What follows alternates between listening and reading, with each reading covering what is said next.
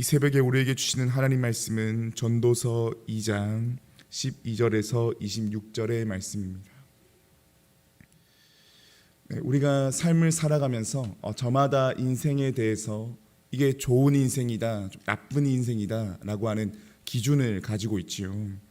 어떤 사람은 어느 정도의 돈을 가지고 있어야 좋은 인생이고 내 기준에 미치지 못하면 나쁜 인생이다 라고 보기도 합니다. 또 반대로요, 내가 어떤 위치에 올라가느냐를 보고 좋은 인생인지 나쁜 인생인지 판단하기도 합니다.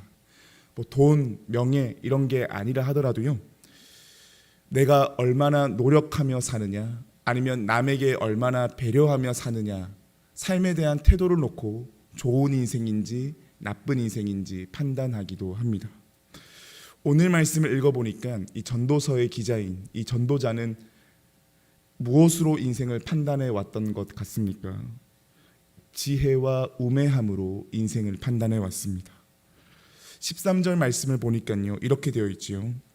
지혜가 우매보다 뛰어남이 빛이 어둠보다 뛰어남 같도다 라고 말하면서 지혜 있는 자의 삶은 가치 있는 삶처럼 보여지고요, 우매한 자의 삶은 가치가 평가절하되는 듯한 느낌으로 인생을 보고 있다라는 생각을 들게 만듭니다.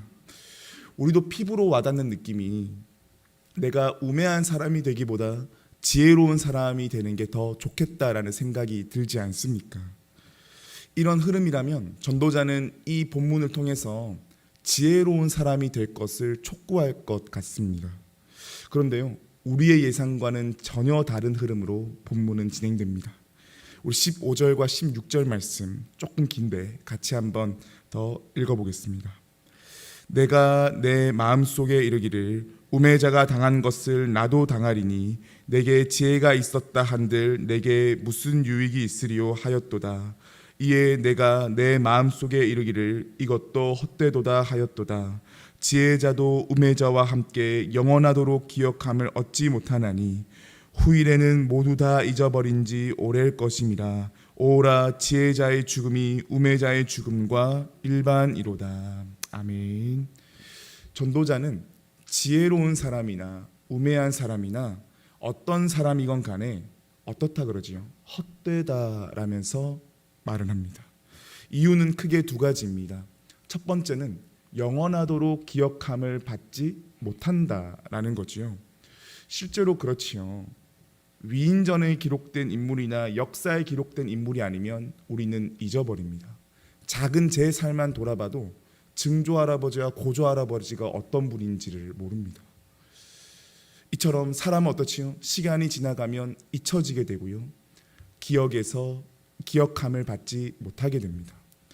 두 번째 이유로는요, 지혜자나 우매자나 인생의 결국이 어디를 향해 간다는 겁니까? 죽음을 향해 간다는 겁니다. 어느 누구도 죽음을 피해갈 수가 없다라는 거지요.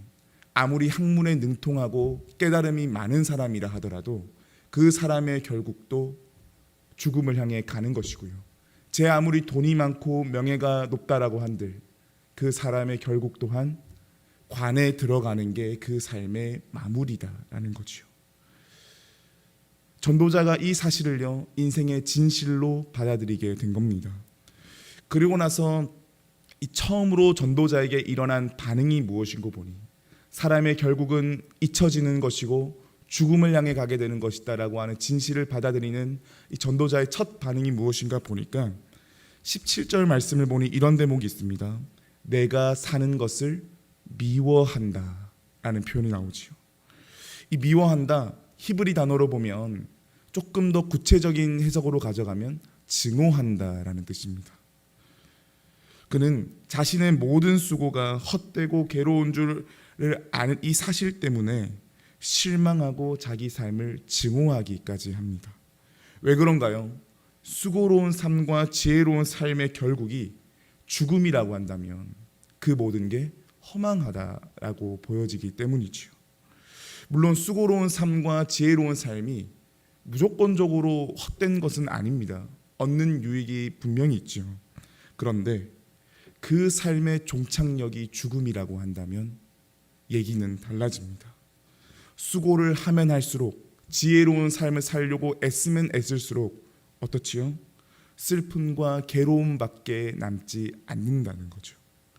흔히 그래서 우리가 인생을 가리켜 어떻게 말합니까? 인생은 고해다라는 표현을 쓰지요. 고해가 어떤 뜻입니까? 고통의 바다라는 뜻 아닙니까? 지혜롭든 우매하든 그 삶의 끝이 죽음이라고 한다면 삶에 대한 해석은 인생은 쓴 바다다라고 할 수밖에 없는 게 우리 인생이 가지고 있는 한계임을 전도자는 깨달은 거죠. 이 전도자의 말을 이렇게 보노라면요, 삶 자체는 무의미한 것처럼 느껴집니다. 근데 참 신기한 게 있습니다. 이 전도자가 인생을 가리켜서요, 허무하다, 죽음이 끝이고 모든 수고가 헛되다라고 말할 때 특징이 있습니다. 첫 번째는 뭐냐면 헛되다라고 말할 때 그 인생의 주체는 나 자신입니다. 모든 행위의 주체가 나 자신으로 되어 있어요. 본문 12절에서부터요, 오늘 본문 마지막 절까지 삶에 대한 허무함과 공허함과 헛되다라고 얘기할 때 늘 그 문장의 주체는 나 자신입니다. 15절 말씀을 보아도요, 어떻게 되어 있는 거 보니 내가 내 마음속에 이르기를 라고 말하면서 마지막에 이것도 헛되도다 말하고요. 17절 보니까 내가 사는 것을 미워하였노니 그 마지막이 어떻게 되지요? 모두 다 헛되어 바람을 잡는 것이기 때문이로다 라고 말하면서 내가 내 삶을 스스로를 허무하다고 느낄 때의 그 삶의 주체는 나 자신이 될 때 허무함을 느낍니다. 두 번째로는요, 그 공간도 지극히 한정적입니다. 18절 말씀에서부터 보면요, 전도자는 늘 자기 자신의 수고와 애쓰는 것을 어디 아래로 한정하고 있지요? 해 아래로 한정하고 있습니다. 행위의 주체가 나 자신이 되고 내 인생의 반경을 해 아래에만 두게 되니까 자기 인생을 어떻게밖에 보질 못하는 겁니까? 죽음으로밖에 끝날 수밖에 없고 모든 수고와 삶이 헛되다라고 마무리할 수밖에 없는 거죠. 공허하고 허무하니 제 아무리 열심히 살아보려고 해도 그 끝이 죽음밖에 보이지가 않는 겁니다. 그러니 인생이 쓸모없음이라고 마무리가 되는 거죠. 다른 말로 말해볼까요? 행위의 주체가 나 자신이 되고 해 아래에만 거한다. 무슨 말입니까? 하나님 없는 삶을 살아가게 되니 그 삶의 결국은 공허함과 허무함으로 마무리될 수밖에 없다라는 걸 전도자의 말을 통해서 확인하게 됩니다. 그러면 나 자신이 아닌 나를 창조하시는 분을 바라보고 해 아래가 아닌 해 위를 바라보면 그 인생이 어떻게 엮어지는가? 24절 말씀이 우리에게 중요한 울림을 주는데요, 우리 함께 24절 말씀 함께 봉독하겠습니다. 사람이 먹고 마시며 수고하는 것보다 그의 마음을 더 기쁘게 하는 것은 없나니 내가 이것도 본즉 하나님의 손에서 나오는 것이로다. 아멘. 오늘 본문의 서두에 나오는 사람이 먹고 마시며 수고하는 것, 다른 말로 말하면 어떻게 말할 수 있을까요? 두 글자로 말하면 일상 아니겠습니까? 먹고 마시며 수고하는 게 특별한 게 아니잖아요. 매일매일 살아가는 그 삶이 먹고 마시며 수고하는 것인데, 이 일상이 전도자가 눈을 들어 하나님을 바라보게 되니 어디로부터 나왔다는 겁니까? 하나님의 손에서 나왔다는 거죠. 즉 하나님으로부터 왔음을 고백하고 있습니다. 나 자신을 바라보는 게 아니라 나를 창조하시는 분을 바라보게 되니, 해 아래가 아니라 해 위를 바라보게 되니, 먹고 마시며 수고하는 것, 매일매일을 살아가는 것, 이거는 죽음으로 가는 공허함과 허무함의 길이 아니라 참으로 가치 있고 설레는 것임을 새롭게 바라보게 되는 거지요. 어떤 삶의 눈이 생긴 겁니까? 하나님께서 내 인생을 지으셨으니 삶도 죽음도 누구 안에 있는 겁니까? 하나님 안에 있음을 이 전도자가 바라보게 된 거지요. 다른 말로 말하면 무슨 말입니까? 우리가 일상에서 누리는 모든 것이 하나님으로부터 왔기 때문에 우리의 일상을 소중히 여기라는 말이지요. 죽음으로 인한 공허함이 아니라 극단적인 허무주의로 살아갈 것이 아니라 내게 주어진 하루하루의 삶 속에서 모든 것이 하나님으로부터 왔음을 알고 그 삶을 신실하게 살 것을 전도자는 말해주고 있습니다. 우리가 참 잘 기억해야 될 부분이 있겠습니다. 하나님께서 우리의 일상을 어떻게 본다는 겁니까? 지나가는 하루로 보는 것이 아니라 소중한 하루로 본다라는 겁니다. 그리고 먹고 마시며 수고하는 것, 이거 당연한 것처럼 보이지만 이것 하나님께로부터 왔음을 기억하자는 거지요. 그래서 우리의 삶이 과도하게 긴장으로 얼어붙어 있을 때, 반대로요, 삶에 대한 무기력증으로 공허함이 밀려와 나의 일상을 함부로 다룰 때, 그것 모두 나 자신과 해 아래의 관점에서 살아갈 때 얻는 증상이라는 겁니다. 그때 우리는요, 전도자의 말을 잘 기억할 필요가 있겠습니다. 나를 지으신 하나님을 바라보고 해 위에 계신 하나님을 바라보기를 소망합니다. 그때 우리는요, 앞서 말했던 사도 바울이 고백한 것과 같이 사나 죽으나 다 주의 것이로다 라고 하는 새로운 고백이 우리의 삶의 중심이 될 줄 믿습니다. 그때 우리가 어떤 인생 살게 될까요? 저는 이런 표현을 쓰는데요, 이 땅을 디디며 살아가지만 하늘의 소망으로 일상을 살아가게 되는 것입니다. 이 땅을 밟으며 살아가지만 하늘의 소망으로 살아가며 나에게 주어진 일상이 하나님의 자녀됨을 회복하게 되는 놀라운 통로임을 발견하는 우리 모두가 될 수 있기를 축복합니다.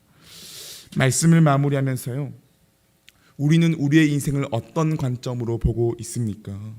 모든 행위의 주체를 나 자신으로 보고 있습니까?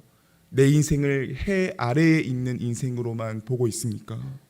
전도자는 지금 모든 것이 헛되다라고 하는 인식에서 삶에 대한 새로운 반경을 그릴 때 무엇을 기준으로 보며 가지요? 먹고 마시며 수고하는 것이 하나님으로부터 왔다라고 하는 이 근거에서부터 삶에 대한 새로운 눈이 열려지기 시작합니다. 이제는 더 이상 나 자신을 주체로 보는 것이 아니라 나를 만드신 하나님을 바라보기를 소망합니다.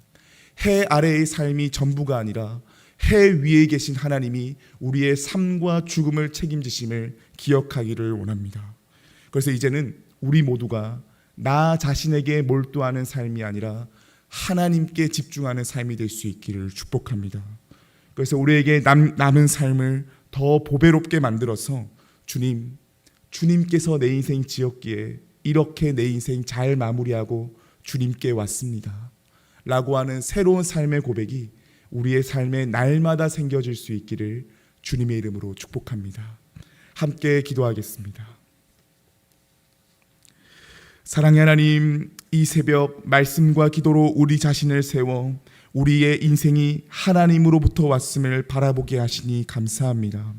하나님, 전도자처럼 우리도 우리의 삶을 보노라면, 세상의 기준에 우리의 삶을 맞추고 있노라면 우리의 삶은 공허함과 허무함밖에 보이지가 않습니다. 우리의 삶이 아무리 열심히 산다라고 한들 우리는 자연스럽게 잊혀지며 하나님 품으로 돌아갈 인생이고, 우리의 삶은 죽음으로 끝날 것을 보게 되면 공허함과 허무함이 우리의 삶에 밀려 들어오는 것이 우리의 삶의 진실임을 주님 앞에 겸허히 고백하게 됩니다. 그런데 주님, 그 삶의 주체가 나 자신일 때, 해 아래의 삶이 전부라 여겨질 때 생기는 증상이라고 하는 것을 우리가 기억하기를 원합니다. 그런 우리의 공허함과 허무주의로 깊게 젖어들 때마다 전도자처럼 눈을 들어서 먹고 마시며 수고하는 것이 하나님으로부터 온 것임을 바라보게 하여 주시옵소서. 그렇기에 나의 일상이 하나님 안에서 소중하게 엮어가고 있음을 바라보게 하여 주시어서 이제는 나의 살아가는 하루하루를 함부로 대하지 않고 나와 대화를 걸어오시는 하나님과 동행하는 그 길이 먹고 마시며 수고하는 일상이라고 하는 것을 바라보게 하여 주시옵소서. 내가 그리스도인이기에 오늘 주어진 나의 하루의 삶을 소중히 여기며 나를 만들어 가시는 하나님을 바라보게 하여 주시옵소서. 그래서 이제는 우리가 나 자신에 몰두하고 내게 주어진 환경에 몰두하고 해 아래의 삶을 몰두하는 삶이 아니라 해 위에 계신 하나님을 바라보며 내 인생을 누구보다도 더 잘 아시는 하나님을 집중하는 삶 살아가게 하여 주시옵소서. 특별히 일상을 시작하는 이 월요일의 시작 가운데에 일상을 책임지시는 하나님을 바라보므로 이 한 주간 믿음으로 승리하며 살아갈 수 있는 우리 사랑하는 모든 성도들 될 수 있도록 주님께서 함께하여 주시옵소서. 우리의 가고 서는 것을 지키시는 주님의 이름을 찬양드리며 우리 주 예수 그리스도의 이름으로 기도드리옵나이다. 아멘.